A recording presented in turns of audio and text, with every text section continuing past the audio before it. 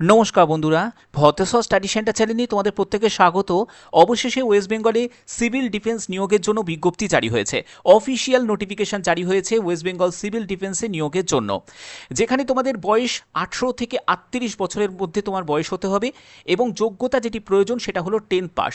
তুমি যদি 10th pass করে থাকো তাহলে অবশ্যই তোমরা আবেদন করতে পারবে। সম্পূর্ণ বিস্তারিত তথ্য আজকের ভিডিওর মাধ্যমে তুলে ধরবো। ভিডিওটা প্রত্যেকের জন্য খুবই ইম্পর্টেন্ট হতে চলেছে, ঠিক আছে? তো দেখো, প্রথমে তোমাদের বলে রাখি, তোমরা যে জেলা থেকে এই ভিডিওটা দেখছো অবশ্যই তোমরা প্রত্যেকে তোমার জেলার নাম প্রত্যেকে কমেন্টে জানাবে। তুমি যে জেলা থেকেই বিলং করো না কেন অবশ্যই তোমরা কমেন্টে জানাবে, যাতে তোমাদের কাছে জেলাভিত্তিক আপডেট যেগুলো রয়েছে সেগুলো যাতে পৌঁছে দিতে পারি। ওকে, চলো এবার নোটিফিকেশনে চলে যাচ্ছি। তো দেখতে পাচ্ছ আমি পিডিএফটা ওপেন করে নিয়েছি। এবারে কিন্তু নিয়োগের ব্যাপারে অনেক বড় পরিবর্তন, কারণ নতুন সরকার আসার সাথে সাথে তোমাদের এবারে নিয়োগের ক্ষেত্রে তোমাদের রিটিন এক্সামও হবে, পিইটি পিএমটিও হবে, ঠিক আছে?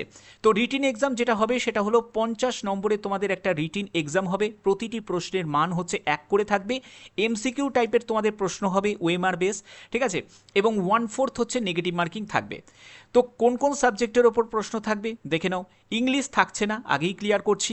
জেনারেল অ্যাওয়ারনেস এবং জিকের ওপর 25টা কোশ্চেন 25 নম্বর থাকবে।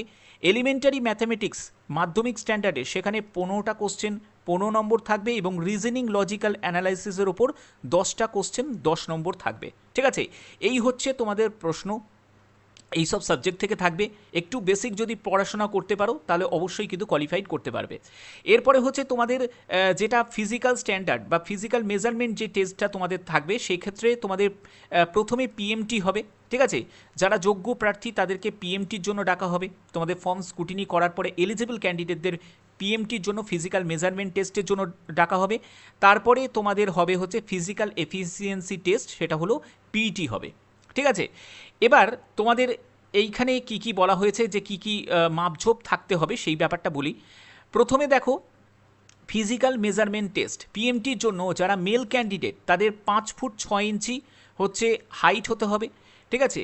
বিয়ার ফুট, এবং ওয়েট হতে হবে 57 থেকে 70 কেজির মধ্যে ওয়েট হতে হবে। এটা মেল ক্যান্ডিডেটদের ক্ষেত্রে বলা হচ্ছে। চেস্টের ব্যাপারটা হচ্ছে বুকের ছাতি না ফুলিয়ে 32, আর বুকের ছাতি যদি মানে ফোলালে সেখানে 2 ইঞ্চিসের মতো ফোলাতে হবে, অর্থাৎ 34, ঠিক আছে, ইঞ্চেস হতে হবে। এরপরে হচ্ছে ফিমেলদের ক্ষেত্রে 4 ফুট 11 ইঞ্চি হচ্ছে হাইট হতে হবে, আর 45 কেজি থেকে 60 কেজির মধ্যে ওয়েট হতে হবে, আর চেস্টের কোনো মাপঝোপ ফিমেলদের ক্ষেত্রে নেই। এরপরে চলে যাবে পিইটির জন্য। পিইটিটা বুঝে নাও। পিইটির জন্য প্রথমে তোমাদের রানিং থাকবে 300 মিটার 2 মিনিটের মধ্যে রান থাকবে মেল ক্যান্ডিডেটদের। ফিমেলদের ক্ষেত্রে 300 মিটার 3 মিনিটের মধ্যে রান করতে হবে। ফ্রি স্টাইল সুইমিংয়ের জন্য 300 মিটার 10 মিনিটে এবং ফিমেলদের জন্য 300 মিটার 12 মিনিটে। ফ্লোটিং ইন ওয়াটার, ঠিক আছে, জলে ভেসে থাকা, সেখানে হচ্ছে 15 মিনিট করতে হবে মেলদের, আর ফিমেলদেরও হচ্ছে 15 মিনিট মিনিমাম। ওকে, তারপরে হচ্ছে floating water without external help, কোনো বাইরের কোনো হেল্প ছাড়া, ঠিক আছে, তোমাদের জলের ওপর ভেসে থাকতে হবে, সেটা হচ্ছে 3 মিনিট, আর ফিমেলদের ক্ষেত্রে হচ্ছে 2 মিনিট। আচ্ছা, এর পরবর্তী হচ্ছে ডাইভিং হুইল হোল্ডিং ব্রেথ, অর্থাৎ শ্বাসকে কন্ট্রোল করে রাখতে হবে, ঠিক আছে, আটকে রাখতে হবে, রিটার্নিং ফ্রম দ্য বটম। তো এখানে 6 মিটার মেলদের ক্ষেত্রে, ফিমেলদের ক্ষেত্রে 4 মিটার। আর move an article in water, সেখানে হচ্ছে 20 মিটার হচ্ছে মেলদের ক্ষেত্রে, আর ফিমেলদের ক্ষেত্রে হচ্ছে 15 মিটার। পুশ আপ করতে হবে উইদাউট ব্রেক, কোনো ব্রেক নিলে চলবে না, কন্টিনিউয়াস তোমাদের পুশ আপ করতে হবে 20 রেপস, আর এর ক্ষেত্রে ফিমেলদের ক্ষেত্রে হচ্ছে তোমাদের এখানে 10 রেপস, ঠিক আছে? তো এর পরবর্তী হচ্ছে যে তোমাদের এখানে ক্রাইটেরিয়া দেখো। ক্রাইটেরিয়া তোমাদের যা বললাম 18 থেকে 38 বছর 1/1/2026 হিসাবে, এবং পার্মানেন্ট রেসিডেন্ট অফ কোনটাই সাব ডিভিশন। দেখো, এর জন্যই তোমাদের বললাম যে প্রতিটা জেলার কিন্তু আস্তে আস্তে আপডেট আসছে। এখন তোমাদের পূর্ব মেদিনীপুরের আপডেট চলে এসেছে, বাদবাকি যেসব জেলাগুলো রয়েছে সেগুলোরও কিন্তু আপডেট আসবে, ঠিক আছে? তো অর্থাৎ অনেকগুলো নোটিফিকেশনই কিন্তু পরপর স্টেপ বাই স্টেপ কিন্তু বেরোতে চলেছে, সেটাই আমরা কিন্তু আশা রাখছি এবং সেটাই হবে। এরপরে তোমাদের যোগ্যতা যেটি প্রয়োজন সেটা ক্লাস 10 পাস এবং must have completed civil defence, একটা বেসিক ট্রেনিং তোমাদের কিন্তু প্রয়োজন রয়েছে। ওকে, তো এখানে তোমাদের শূন্যপদ যেটি রয়েছে টোটাল হচ্ছে 45টা শূন্যপদ, মেলদের জন্য 30টা, ফিমেলদের জন্য 15টা, এবং নেচার অফ এঙ্গেজমেন্ট সেটা হচ্ছে ডেইলি ওয়েজেস বেসিস। তো এই হচ্ছে তোমাদের এখানে বলা রয়েছে, এবং নুলিয়া সিভিল ডিফেন্স ভলেন্টিয়ারে এই নিয়োগটি করা হচ্ছে। ওকে, নুলিয়া সিভিল ডিফেন্স এই ভলেন্টিয়ারে এই নিয়োগটি করা হচ্ছে পূর্ব মেদিনীপুর। এরকম কিন্তু প্রত্যেকটা জেলার কিন্তু আস্তে আস্তে আপডেট আসবে, যখনই আসবে তখনই অবশ্যই তোমাদের কাছে সেই আপডেট আমি পৌঁছে দেবো। এবার হচ্ছে যে ফর্ম তোমরা কোথা থেকে পাবে, দেখো প্রথমে বলে রাখি এখানে কোনো অ্যাপ্লিকেশান ফিস কিছু লাগছে না, ঠিক আছে।